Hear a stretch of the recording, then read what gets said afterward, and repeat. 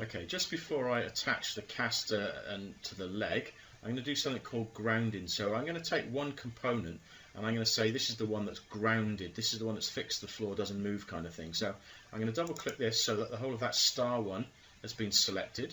I'm going to right click and there's something there called ground. So I'm going to click on ground, which basically activates this as a grounded. You don't see it look like it's doing anything apart from you get this little tag down here that tells me it's grounded.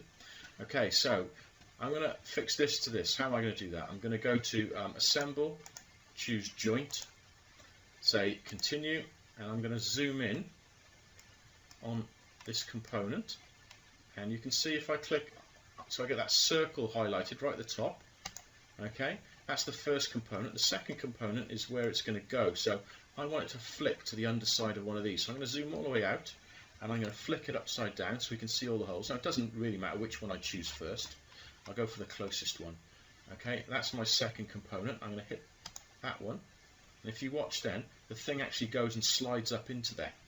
All I need to do now is to actually bring it back into view so I can see it a bit more clearly, and you can see it hasn't gone all the way in. So if I push the arrow, I drilled a hole to 20 mil I think, so hopefully if I do that now and it hasn't come out the top, means it's pretty well seated in there, so I can say OK to that.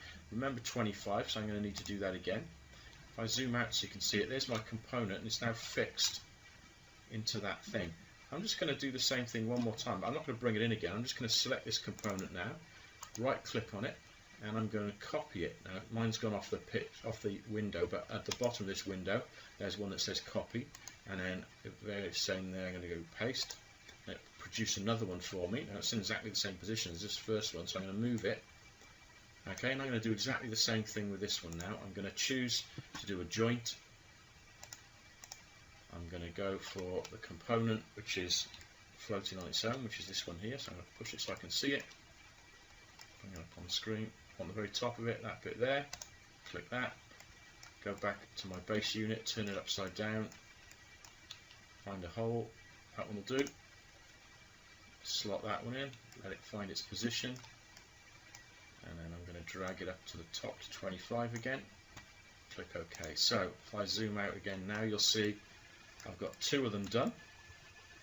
Now I'm going to go off camera, I'm going to do the other four and then come back and show you what it looks like. Okay, so here's the finished one, which I've put all 6 casters into. And you see as I move it around or zoom about, it basically keeps them all attached, which is really nice. So the next bits are obviously to make the other components to slot together, and they work in exactly the same way. So if you make a tube that goes into here, you have to use the joint, select the bottom, select this one so the two fit together, and then adjust them with the arrows until they're the kind of height you want them to be. Good luck.